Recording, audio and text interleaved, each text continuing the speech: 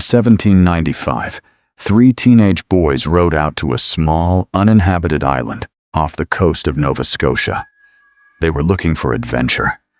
What they found instead was a shaft, a perfectly circular hole cut into the earth with wooden platforms buried every 10 feet. They had no idea they'd just discovered the beginning of the most expensive treasure hunt in human history. Over the next 2 centuries, 6 men would die trying to solve it. Millions of... The discovery. Oak Island sits in Mahone Bay on Canada's Atlantic coast. It's small, barely 140 acres, covered in oak trees, which was unusual for the region, and part of why it stood out. In the summer of 1795, a young man named Daniel McGinnis noticed something strange while exploring the island. A depression in the ground, near an old oak tree, with cut marks on one of its branches, as if something heavy had once been hung from it using a pulley. He came back with 2 friends, John Smith and Anthony Vaughan, and they started digging.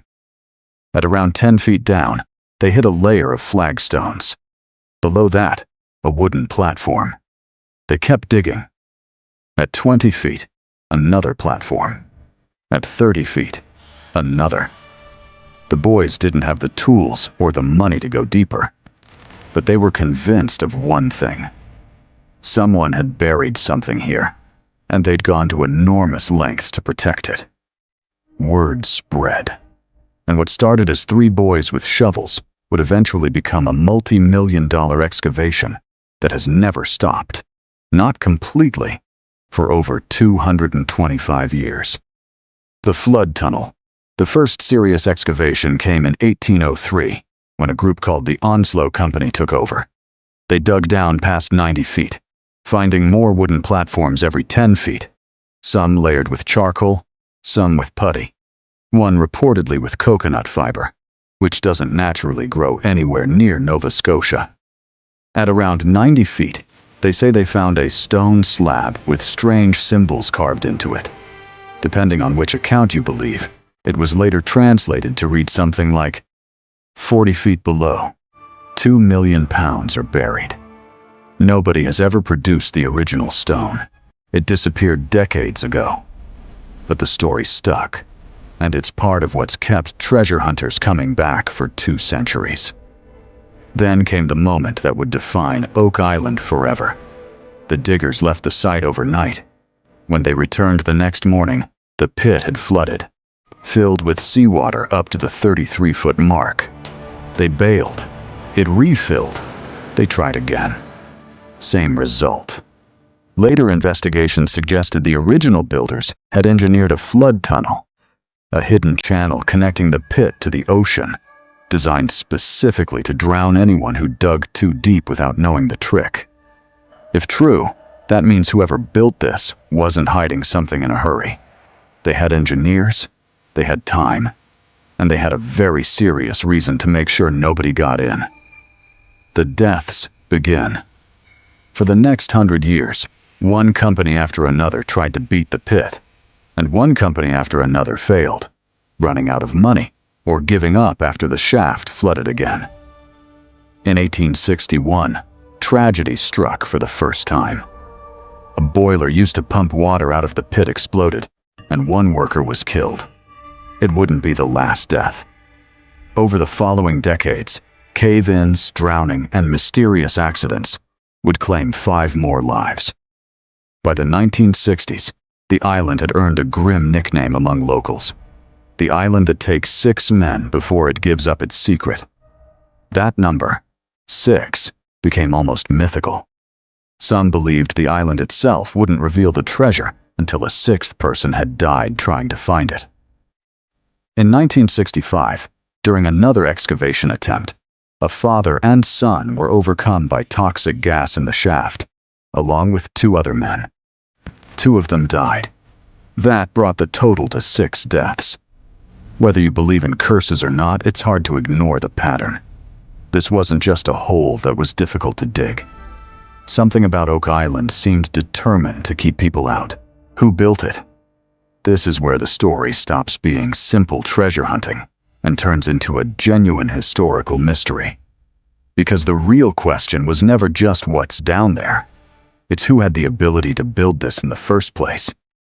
Whoever engineered the money pit needed serious resources, mining expertise, knowledge of tides and hydraulics, and enough manpower to move earth and construct a flood tunnel undetected. That rules out a couple of guys with shovels. This was a project. Over the decades, a handful of theories have taken hold. Theory 1. Pirate treasure. The most popular theory for a long time was that a pirate, possibly Captain Kidd himself, buried plundered treasure here and built traps to protect it.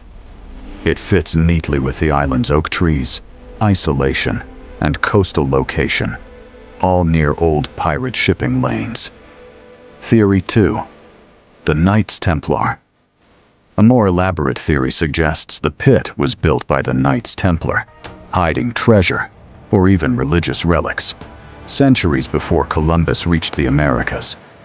This theory is fueled largely by symbols found carved on nearby stones, though most historians treat this as speculation rather than evidence. Theory 3. British military payroll. Some researchers point to the British military, suggesting the pit was used during colonial conflicts to hide payroll gold to keep it out of enemy hands. And then there's Theory 4, the one that gets far less attention, because it's far less exciting. That the money pit isn't a pit at all. That it's a natural sinkhole, common in the region's limestone geology. And that 2 centuries of storytelling, treasure fever, and confirmation bias turned a geological formation into a legend. Modern geological surveys have found natural underground cave systems beneath Oak Island that connect to the sea, which lines up disturbingly well with the engineered flood tunnel theory. Except it may not have been engineered at all. That's the uncomfortable part of this story. The most likely scientific explanation might be the least satisfying one: the modern dig. In 2006, brothers Rick and Marty Lagina purchased a majority stake in the island, and their excavation became the subject of a long-running documentary television series that has followed their search for over a decade. Their team has used ground-penetrating radar, core sampling, and modern excavation equipment far beyond anything available to the original diggers. They found intriguing items over the years: old coins, lead crosses, pieces of parchment, human bone fragments dated to before European settlement, and layers of wood that some tests suggest may be centuries old. None of it has produced a definitive treasure. No chest, no gold, no smoking gun. But it has produced something else: growing evidence that people were on this island, digging into the ground, long before Daniel McGinnis and his friends ever showed up in 1795. Which raises an unsettling question. If the boys weren't the first to dig here, who was? The truth/closing. More than 225 years later, Oak Island has swallowed millions of dollars, and, by most counts, 6 lives. It's tempting to want a clean answer. Pirates, Templars, buried gold. A story needs a resolution. But the honest answer is, we still don't know. What we do know is that something happened on that island that convinced generation after generation it was worth risking everything to find out. Maybe it's treasure. Maybe it's a natural formation dressed up by 2 centuries of storytelling. Or maybe, and this is the theory that keeps people coming back, the truth is something nobody has guessed yet. Until someone finally reaches the bottom of that pit, Oak Island will keep doing what it's done since 1795, pulling people in and giving nothing back.